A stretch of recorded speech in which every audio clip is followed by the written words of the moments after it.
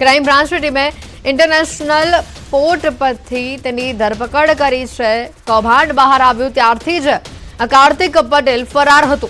આ કેસમાં તબક્કાવાર ઘણા આરોપીઓ પકડાઈ ચૂક્યા છે અને આ કેસમાં મુખ્ય આરોપી કાર્તિક પટેલ એકમાત્ર ફરાર હતો। અગાઉ કાર્તિક સામે લુકઆઉટ નોટિસ પણ જાહેર કરવામાં આવી હતી। એટલું જ નહીં, તેણે વિદેશથી બેઠા બેઠા આગોતરા જામીન અરજી પણ કર્યા હતા, પરંતુ જામીન મંજૂર પણ થયા ન હતા। સૂત્રોને માનીએ તો કાર્તિક પટેલ પહેલા ઓસ્ટ્રેલિયા ગયો અને ત્યારબાદ ત્યાંથી તે દુબઈ ભાગી ગયો। હવે તેને આરોપીની જેમ ક્રાઇમ બ્રાન્ચની કસ્ટડીમાં રાખવામાં આવશે। અગાઉ અમદાવાદ ગ્રામ્ય સેશન્સ કોર્ટમાં તેની આગોતરા જામીન અરજી પર સુનાવણી થઈ હતી। કાર્તિકે વિદેશમાં બેઠા બેઠા પોતાના જમાઈ મારફતે આગોતરા જામીન અરજી કરી હતી। હોસ્પિટલમાં તમામ લોકોને પ્રેશર આપીને નફો લાવવાનો કાર્તિક પટેલનો ઉદ્દેશ હતો।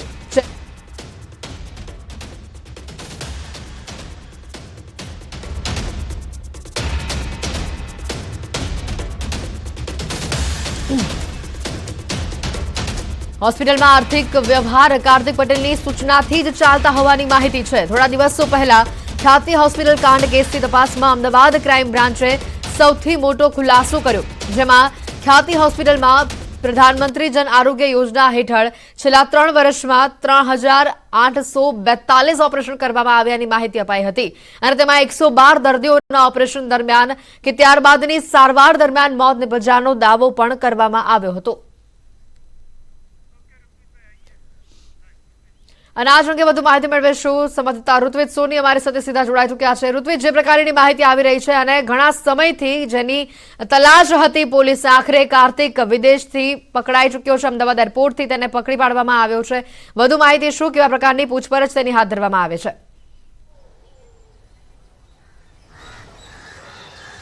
જી, વાત કરીએ હેતવી તો જે ખ્યાતિ હોસ્પિટલ કાંડના મુખ્ય આરોપી એટલે કે કાર્તિક પટેલની અમદાવાદ ક્રાઇમ બ્રાન્ચ દ્વારા ધરપકડ કરવામાં આવી છે।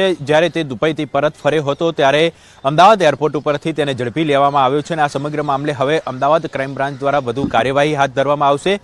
હાલ જે કાર્તિક પટેલ છે તેને અમદાવાદ ક્રાઇમ બ્રાન્ચ ખાતે લાવવામાં આવ્યો છે। તેની અલગ અલગ મુદ્દાઓને લઈને તપાસ કરવામાં આવી રહી છે, કારણ કે અત્યાર સુધી જે તેના સાગરીતો હતા તે પકડાયા હતા। જે મુખ્ય આરોપી કાર્તિક પટેલ હતો તે વિદેશ હતો। જે તે સમયે જ્યારે આ બનાવ બન્યો હતો ત્યારે પોતે ઓસ્ટ્રેલિયા હતો અને ઓસ્ટ્રેલિયાથી તે દુબઈ ફરાર થઈ ગયો હોવાની જાણકારી મળી હતી, પરંતુ તેની સામે લુકઆઉટ નોટિસ જારી કરવામાં આવી હતી અને જ્યારે આજે તે પરત ફરતો હતો તે દરમિયાન અમદાવાદ ક્રાઇમ બ્રાન્ચે તેને ઝડપી લેવામાં આવ્યો છે। એટલે જે ડિરેક્ટર, ખ્યાતિ હોસ્પિટલનો ડિરેક્ટર હતો, કયા કયા પ્રકારના વ્યવહારો કરવામાં આવતા હતા, તેની સૂચના મુજબ કયા પ્રકારની કામગીરી કરવામાં આવતી હતી, આ તમામ બાબતોની તપાસ છે તે હવે અમદાવાદ ક્રાઇમ બ્રાન્ચ દ્વારા કરવામાં આવશે। અમદાવાદ ક્રાઇમ બ્રાન્ચ દ્વારા અલગ અલગ મુદ્દાઓને લઈને હવે તેની તપાસ કરવામાં આવશે। અત્યાર સુધી તે ફરાર હતો તો કઈ કઈ જગ્યાએ ફરાર હતો, કારણ કે તેને અગાઉતરા જામીન માટેના પણ પ્રયત્નો કર્યા હતા, જોકે તેના અગાઉતરા જામીન છે તે રદ કરી દેવામાં આવ્યા હતા। અત્યાર સુધી જે આરોપીઓની પૂછપરછ દરમિયાન કાર્તિકની ભૂમિકાને લઈને જે અન્ય ખુલાસા થયા હતા તે ભૂમિકાને લઈને પણ તેની પૂછપરછ કરવામાં આવશે। એટલે અલગ અલગ મુદ્દાઓને લઈને હવે અમદાવાદ ક્રાઇમ બ્રાન્ચ દ્વારા તેની પૂછપરછ કરવામાં આવશે, તેને કોર્ટમાં રજૂ કરવામાં આવશે, તેની રિમાન્ડની માંગણી કરવામાં આવશે અને આગળની તપાસ છે તે હવે ક્રાઇમ બ્રાન્ચ દ્વારા કરવામાં આવશે। બિલકુલ ઋત્વિજ, હવે સૌથી મહત્વની વાત એ પણ આવે છે કે તેની ધરપકડ થઈ ચૂકી છે, પોલીસની કસ્ટડીમાં છે, પણ હવે આગળ વધુ સુનાવણી કેવા પ્રકારની હાથ ધરવામાં આવશે?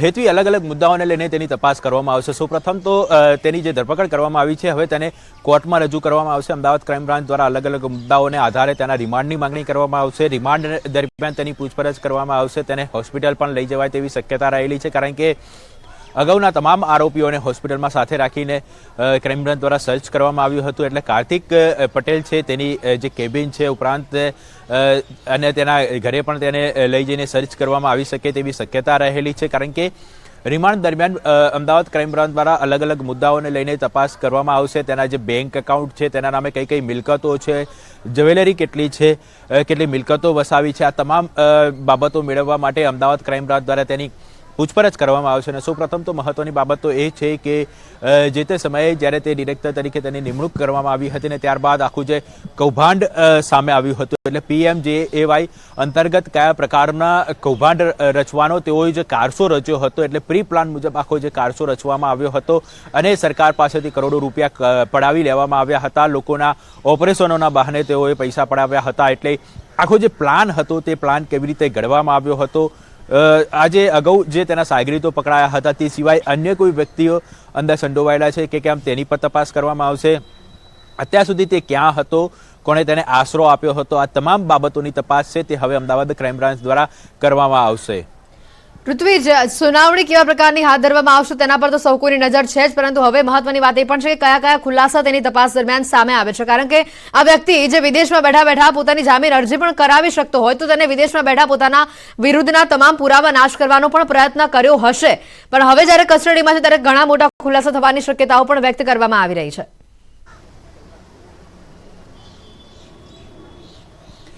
ખ્યાતિ, સૌપ્રથમ તો મહત્વની બાબત તો એ છે કે જે દિવસે આ બનાવ બન્યો હતો ત્યારબાદ વસ્ત્રાપુર પોલીસ સ્ટેશનની અંદર 2 ફરિયાદ દાખલ કરવામાં આવી હતી. જો કે જે ઘટનાની ગંભીરતાને ધ્યાનમાં રાખીને આ જે સમગ્ર તપાસ છે તે અમદાવાદ ક્રાઇમ બ્રાન્ચને સોંપવામાં આવી હતી અને ક્રાઇમ બ્રાન્ચ ગણતરીના કલાકોની અંદર જે સૌપ્રથમ આરોપી છે વજીરાણી, ડોક્ટર વજીરાણી, તેની ધરપકડ કરવામાં આવી હતી અને ત્યારબાદ એક પછી એક આરોપીઓની ધરપકડ કરવામાં આવી હતી. એટલા તમામ આરોપીઓ પાસેથી ડિજિટલ પુરાવા ઉપરાંત કેટલાક મહત્વના દસ્તાવેજો છે તે પણ મળી આવ્યા હતા. અમદાવાદ ક્રાઇમ બ્રાન્ચ દ્વારા ત્યારે તપાસ સંભાળવામાં આવી હતી અને તે જ વખતે તાત્કાલિક રીતે હોસ્પિટલની અંદર સર્ચ કરવામાં આવ્યું હતું અને સર્ચ દરમિયાન અમદાવાદ ક્રાઇમ બ્રાન્ચને લગભગ મોટાભાગની જે ફાઇલો હતી તે ફાઇલો, રજિસ્ટર છે, આ તમામ વસ્તુઓ મળી આવી હતી અને તે કબજે કર્યા છે.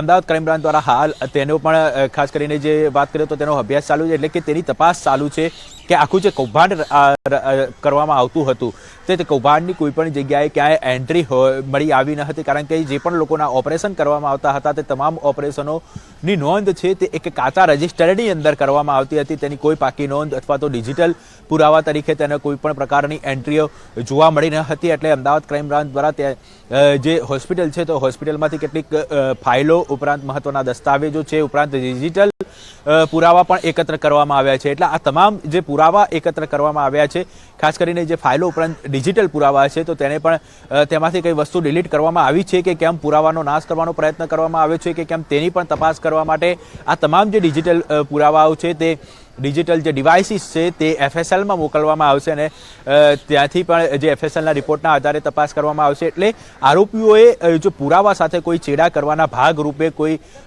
જે ડિવાઇસમાંથી કઈ વસ્તુ ડિલીટ કરી છે કે કેમ, કોઈ માહિતી ડિલીટ કરી છે કે કેમ, તે પણ FSLની તપાસ દરમિયાન FSLના રિપોર્ટની અંદર સામે આવી જશે. એટલે ક્રાઇમ બ્રાન્ચ દ્વારા ખાસ કરીને વાત કરીએ તો આ જે આરોપીઓ છે તે આરોપીઓ સામે મજબૂત પુરાવા એકત્ર થાય તે માટેના પ્રયત્નો છે તે કરવામાં આવ્યા હતા અને એક પછી એક પુરાવા પણ એકત્રિત કરવામાં આવ્યા હતા. હવે જ્યારે મુખ્ય આરોપી છે તે ઝડપાઈ ચૂક્યો છે ત્યારે તેની અલગ અલગ મુદ્દાઓને લઈને તપાસ કરવામાં આવશે અને ખાસ કરીને તેની જે રિમાન્ડની માંગણીમાં પણ આ મુદ્દાઓનો સમાવેશ કરવામાં આવશે અને ત્યારબાદ તેના રિમાન્ડ મેળવ્યા બાદ આગળની કાર્યવાહી છે તે અમદાવાદ ક્રાઇમ બ્રાન્ચ દ્વારા કરવામાં આવશે.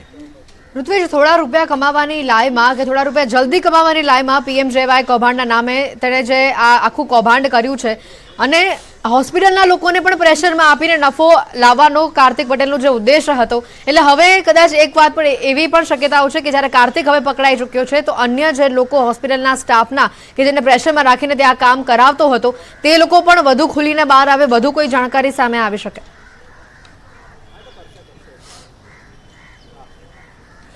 હેતુ જે પ્રકારે આ બનાવ સામે આવ્યા હતા, જે બોરીસના ગામના 2 વ્યક્તિઓના મૃત્યુ નિપજ્યા હતા, 11 નવેમ્બરનો આ બનાવ હતો અને ત્યાર પછી જે એક પછી એક લોકો સામે આવી રહ્યા હતા.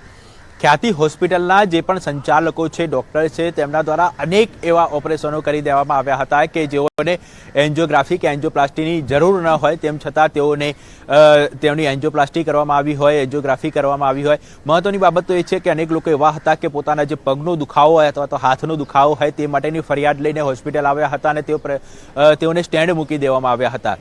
એટલે બીજી એક મહત્વની બાબત તો એ છે કે આ જે હોસ્પિટલના સંચાલકો છે તેઓએ PMJAY અંતર્ગત રૂપિયા પડાવવા માટેનો ખાસ જાણે કે એક પ્રી પ્લાન કર્યો હોય તે પ્રકારનું કાવતરું સામે આવ્યું હતું કે જે તે નાના ગામડાઓ છે કે ગામડાઓની અંદર તેઓ ફ્રી મેડિકલ કેમ્પ કરતા હતા અને જે પણ વ્યક્તિ પાસે PMJAY કાર્ડ હોય તેની વિગત એકત્રિત કરતા હતા અને ત્યારબાદ આ જે વિગત એકત્રિત કર્યા બાદ તેઓને હોસ્પિટલ પર તપાસના અર્થે બોલાવવામાં આવતા હતા અને તેઓની જે બ્લોકેજ છે તે બ્લોકેજની જાણકારી આપવામાં આવતી હતી. તાત્કાલિક તેઓને એન્જિયોગ્રાફીની જરૂર છે, એન્જિયોપ્લાસ્ટીની જરૂર છે, તે પ્રકારે તેઓને ભોળવી દેવામાં આવતા હતા અને તેઓનું તાત્કાલિક ઓપરેશન કરવા માટેની પણ સૂચના આપતા હતા અને આ ઓપરેશન છે તે બિલકુલ નિઃશુલ્ક એટલે કે PMJAY કાર્ડ અંતર્ગત કરવા માટેની તેઓને જાણકારી આપતા હતા અને જે લોકોને ખાસ કરીને વધારે સમજણ ન હતી તેવા લોકોને જ આ લોકો ટાર્ગેટ કરતા હતા અને જે રૂરલ એરિયા, જે ગ્રામ્ય વિસ્તારની અંદર તેઓ ફ્રી મેડિકલ ચેકઅપના બહાને આખું આ કૌભાંડ આચરતા હતા. બિલકુલ ઋત્વિજ, આભાર માહિતી બદલ. થોડા દિવસો પહેલા જ ખ્યાતિ હોસ્પિટલ કાંડ કેસની તપાસમાં અમદાવાદ ક્રાઇમ બ્રાન્ચે સૌથી મોટો ખુલાસો કર્યો, જેમાં ખ્યાતિ હોસ્પિટલમાં પ્રધાનમંત્રી જન આરોગ્ય યોજના હેઠળ છેલ્લા 3 વર્ષમાં 3842 ઓપરેશન કરવામાં આવ્યા હોવાની વિગતો સામે આવી હતી અને આ તમામ ખુલાસાઓ બાદ આખરે સૌથી મોટી વાત એ આવી છે કે કાર્તિક પટેલ ઝડપાઈ ચૂક્યો છે.